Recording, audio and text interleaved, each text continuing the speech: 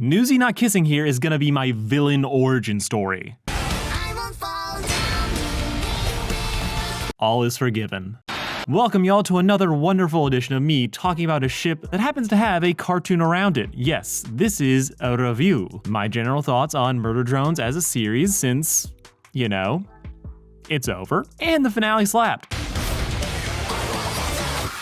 So let's have a little fun talking about what made this show so great. And the answer, one of the main ones, is gonna be divisive. As this show isn't for everyone, no show is, else it can't be good. But the greatest strength and hurdle of Murder Drones is the fact that it is cringe. You chose to leave me for dead instead of just frickin' believing in me. That's not even an edgy teen hyperbole like when I said it last week. He's his own person.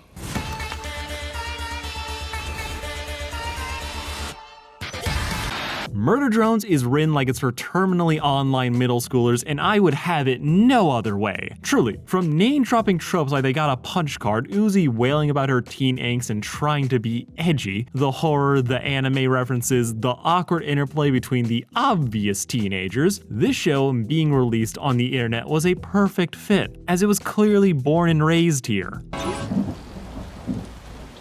Ugh, made the tag when I was 8. Shut up. Now, depending on your taste, this is gonna turn off like a bad memory from 5 years ago. This thing ain't everyone's cup of tea, and I get it. This show is a lot. It's high-octane violence mixed with a twee love story nightmare fuel and a main character that called herself a damaged OC. Murder Drones is cringe, and I think that's what makes it good. Are you, like, gonna leave me? Nuzi? Never mind, stupid. Personally, I vibe with this show's quirky self. Yeah, it's pointing at its own cliches with an FU-sized neon sign, but this is a show that thrives in excess. Everything is heightened for maximum impact, be it the action scenes with blades, guns, and lasers that should make every other weapon irrelevant, but screw you, it's cool, to the characters ranging from the Funko Pop mascot for Hot Topic to the goodest of boys. MD teeters between blood-spattered gore and utter sincerity. If you can say anything about this show, it's that it wears its heart and interest on its sleeve, which gives this show a unique and compelling voice that I truly appreciate. I think dumb things are frickin' cool, and I am free! You're back, babe! In an era where so many shows are made as bland as possible to appeal to as many people as possible, having a series with such a specific niche is always gonna catch my attention. Murder Drones is a love letter / cry for help to the heightened feelings of being a teenager, to the experience of being an outcast with interests that no one else seems to understand. How even when you're not ashamed fully of what you like, not being understood will still wear on you till you start finding your people and suddenly life gets better. This story is cringe AF. Because his main character is. Nuzi is a teenage girl going through evil puberty caused by an STD she got from her mom. Murder Drones went for a very specific vibe, and it succeeded. If you ever want to check out a show that your AMV watching self invented in your head as a kid, then Murder Drones is as close as you'll get without picking up a pencil. You can either be ashamed of it or embrace it. And after seeing the results, Wrong team. No more tricks. I know which one I'm choosing. Now to move on to a quick summary of my thoughts on the overall series, it's good. That's everyone. -1. Now I've done videos on all the episodes before. Wanna watch all of them in one convenient place? Check out my new compilation channel, Sarcastic Vibes. Yeah, I'm hopping on this money train too. But with the context of the series being done, I can now safely say that I fuck with this show. Mostly. So to get my minor scruples out of the way, and mind you, I said scruples, not actual problems that take away from the overall experience. And for this first one, we have to go way back to the pilot. It is a solid pitch for the series, but the first episode of Murder Drones is a minor case of a show pitching an idea, then kind of doing something else when it got a full series. Initially, it looked like we were getting Uzi, Kill all humans. had multiple incoming enemies, ditch your community, only for episode 2 to walk up and say, nah, let's actually go back to the shitty dad and school life, focus on some eldritch horror mystery instead, and I don't mind this. But given online shows historically being wishy-washy on how much a first episode is a first episode or just the pitch for a series, they'll get refined later for the writer to do what they actually want. And if you think I'm making that last part up, they joke about it in this finale. Overall, I think the pilot is solid, but it's certainly the roughest of the episodes. It has a lot of jokes that don't fully land. You can tell they're still figuring out the timing. The animation isn't as polished as we would come to expect from it later, but it gave us Uzi, so I can't really complain. Uzi, please sit normal. Bite me. Uzi is a great lead. She's a parody of an angsty teen who would probably complain about not having a tragic enough backstory if she did actually have one. I think Uzi is the epitome of the embrace cringe mentality of this show. She's going at a 10 at all times, being brash, moody, and nursing some major insecurities. She is a pretty stereotypical tsundere, only her love interest really is vulnerability. Girl starts a series as a menace, and you understand why people avoid her. They're bitches, but you get it. But over the course of the series, we see that she can be soft, that she does have things that she truly needs to work on and secretly craves to be just understood. And eventually she finds her people and they help her commit murder. But she also feels like she can finally be understood, which is what she's been looking for all this time. Also, yes, she does date her mom's would-be killer. I'm serial designation N. Nice to meet you. N is a golden retriever. That's it. That's pretty much everything you need to know about him. Well, that and what if you gave that good boy a machine gun and then forced them to confront serious ethical and moral quandaries? He's perfect. Together, these two and the third wheel work together to uncover the mysteries of the absolute solver, how it relates to the murder drones, Uzi, her mom, and that one time the planet got nuked. The two things I think the show does really well is action and its haunted house horror. It's not devolving into full-on jump scares, nor is it getting into full existential dread. Instead, it's a scary ride that managed to excite more than it terrifies. There's creepy stuff in it, but most of that manages just be nightmare fuel that unsettles without trying to really shock you. The direction for the action horror sequences are always top-notch, as they pretty much always nail what they're going for and are somehow able to do it without really destroying the more comedic meme-filled tone. There isn't a bad episode in this season, and I think that needs to be applauded. Though, if I were to give my one main scruple for this show, the one thing that kinda never went away as I watched it, and right, this is just a me thing and maybe don't kill me over this, but the mysteries. They're not great at paying them off.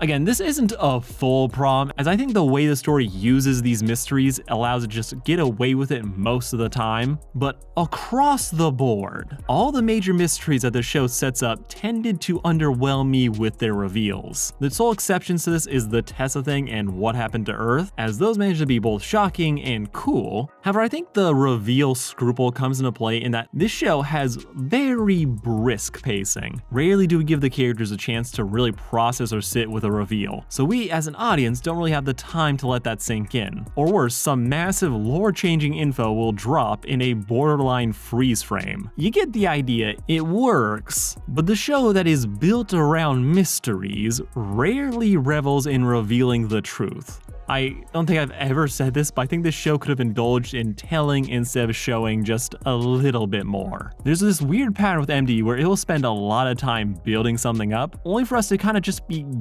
given the answer and have it go under discussed. Like, for example, N spends half the series wondering about his mysterious past. V just will not tell him about this. And then we just kind of start an episode mid-flashback where we are just given the information, which is kind of abrupt. We don't really have the build-up to getting to the thing, and then we get to the actual answer of what is in the basement. It's kind of just a basic,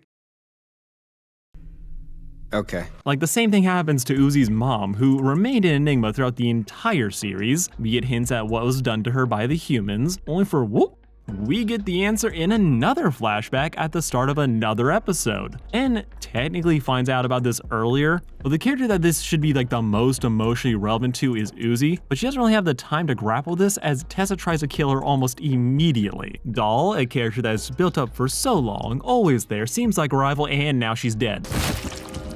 And in other mysteries, we never actually learn what the absolute solver is, nor do we find out how much of Sin, if any, is left in this thing, which gets confusing when they refer to them as separate beings, only for them to basically act the same at pretty much all times. This show really likes its mysteries to drive the plot, but when we get the answers, it doesn't feel like we ever just have enough time to really sit with them. However, that said, this isn't a huge thing, as mechanically the story uses its various mysteries as a way to get the characters to be where it needs them to be, giving us cool settings and sequences that are consistently fun. I have my scruples with this, but you always get the gist of what's going on even if the details are a little bit murky, minus Doll's fate. That was a huge disappointment after they gave us one of the best sequences in the show.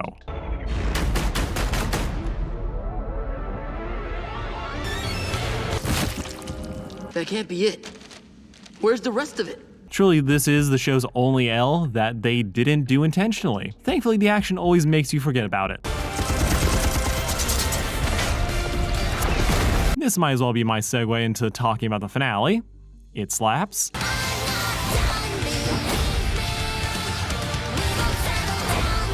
Now, it's important to keep in mind that this episode is essentially built like a part 2 rather than its own thing. Episode is the action-packed finale to everything that happened in Mass Destruction, which goes a long way to explain why it is as fast-paced as it is. We have a breather in the opening, then dive headfirst back into crazy, with the momentum not stopping till the credits do. If I had to fault this finale with anything, is that I do think that it could have used an extra 2 or 3 minutes to just wrap up that epilogue. Expand out the credits into maybe a more montage type thing, but besides that, I am too well fed to be bothered about anything else. Uzi starts off flying in space, Sin has begun devouring the entire planet, with everyone but the teacher freaking out about it. Then after the mother-daughter texting message where, okay, this does bother me. Did I miss the actual explanation for why Uzi can just resist the solver? Was it just her gaining confidence in herself and being able to keep the devil out? As this does tread on something that I've noticed where the show has been consistently inconsistent about explaining Uzi and how she's able to resist the solver. Uzi will go from fighting for her life to maintain control, only for En to just show up, or she'll just get bitch slapped by her mother, and then suddenly it'll be no problem. I'm not annoyed by this, but for how much the story secretly hinged about this patch, about how much, oh, Uzi might be taken over by the solver is played up so much, them just saying, okay,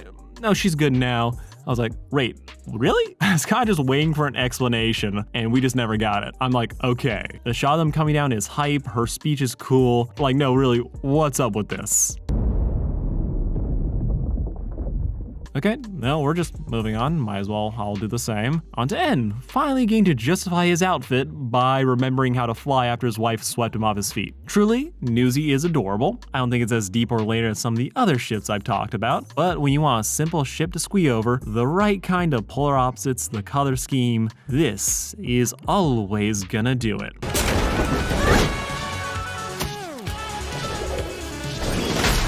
They're just cute. It's effectively the actually healthy version of whatever Diane and Mr. Peanut Butter could have been if not for the realism. Nuzi is good. Nuzi is life. Don't think I'm gonna do another video about them as I have very little to add other than it's canon. It's like officially canon for the 3rd time. We've done this song and dance before, moving on to something a little bit more shocking, and by that I mean not in the slightest. Alright, F's in the chat for everyone who actually believed V was a goner. Yes, they bust out the sad music, but that just means it's a fake out. Said before, but V was way too out of focus for her to be an actual casualty that episode, and her death wasn't abrupt enough to be for shock value. But I'm just happy to have her back. V is just too much fun, and probably dating Lizzie, so her coming back to save the day is great, as we needed somebody to fight Jay. Now, if I'm gonna give one more hot take, it's that I don't know if the story ever did enough to justify bringing Jay back. She was fun in the premiere, but outside of the flashback, she spends the entirety of the series just hanging out. She's there to like really lend legitimacy to Sin's whole cover. But other than that, okay. I definitely think if like they did bring her back, it would have just truly been a case of wasted potential. But Jay is just here to be a mini boss with one great line about how they can't escape the solver even in death. Something that actually feels poignant given her own death and resurrection. Not to mention how the solver is made from a skin suit of her only real friend's corpse. But the VJ is pretty good, though it would be a lie if I didn't admit that this random raptor stole the show for me.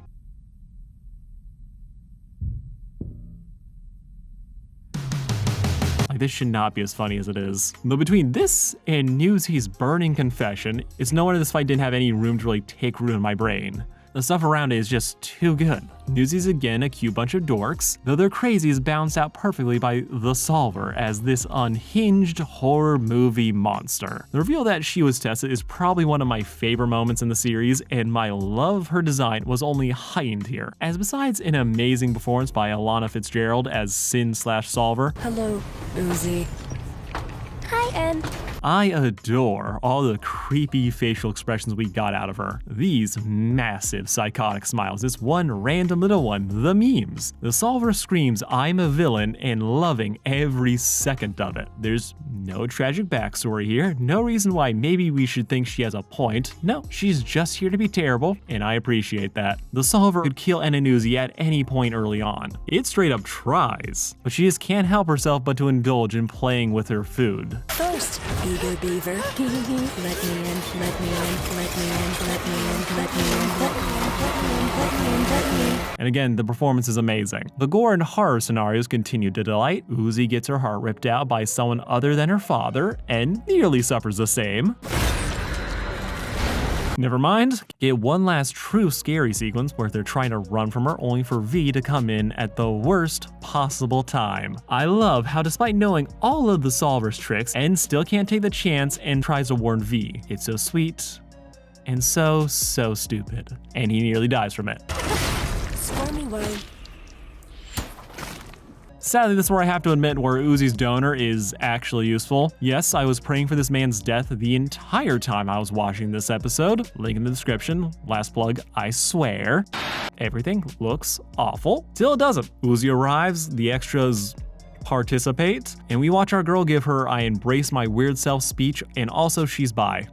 No one traumatizes these weirdly hot robots but me! Glad you're not dead or whatever. Good for her. Now, let's be honest. This fight is hype. I'm pretty much a sucker for any scene with a kick-ass soundtrack to it. It gets me hyped like nothing else, as I know I'm gonna go back to rewatch this scene more than anything else. Is it a stim thing? Probably. But here, it's just peak. The way everyone's powers are being utilized, Sin's illusions keeping things freaky. The small breaks between the major action moments just give us a breather. I think we could have cut the handshake scene, but hey, it's still funny. Murder Drones has been a lot of fun, but there's really nothing else to say other than the fact that this show, they cooked here. My only real note is that Jay got tossed out like a bad appetizer, and I didn't realize she was gone till she popped up in the credits trying to leave. Everything else about this fight, again, fire. Wrong team. Also, another minor thing that I enjoy about the conclusion to this fight is that for all the Solver's glee and eldritch abilities, she can't help herself when it comes to this fight. She doesn't want to just kill Uzi's harem. The Solver needs to have a blast while doing it. We never see her get worried or frightened this entire fight, minus a quick kick to the head. Every other time, she is grinning ear to ear as she thinks she's got this, as she has giant tentacles that can probably wipe out everyone else. But instead of using those, she again decides to play with her food. Yes, she's going hard, going for headshots constantly, but she's having a blast. She always needs to throw in some mental manipulation to truly just take things over the top. But this proves to be her ultimate doom, as someone finally gets wise to her tricks and breaks her heart. Get that last sweet scare, Uzi eats her heart, and GG. And that's kind of about it. And if you were like me, you thought, okay, we have, oh, it's over?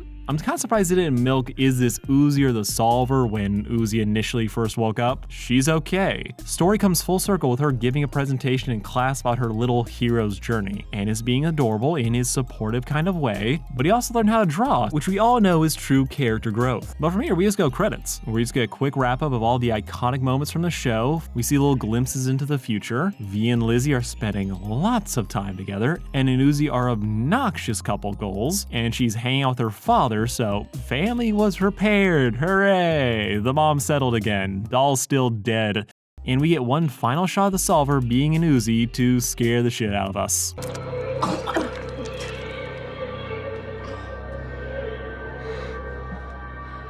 Overall, I love this finale. Murder Drones has been a lot of fun. I had some small scruples, some stuff I think they could have expanded upon if they had more time. Like Sin, was she ever a person or was she just always a puppet of the solver? We don't really know, but in the time constraints that they had, I thought the whole thing was pretty cool. Love that people are giving the show its flowers, and it is getting the views thanks to the Digital Circus stimulus package. And the word out on the street is that we're gonna see these characters again at some point, which I will never turn down. As come on, ends perfect.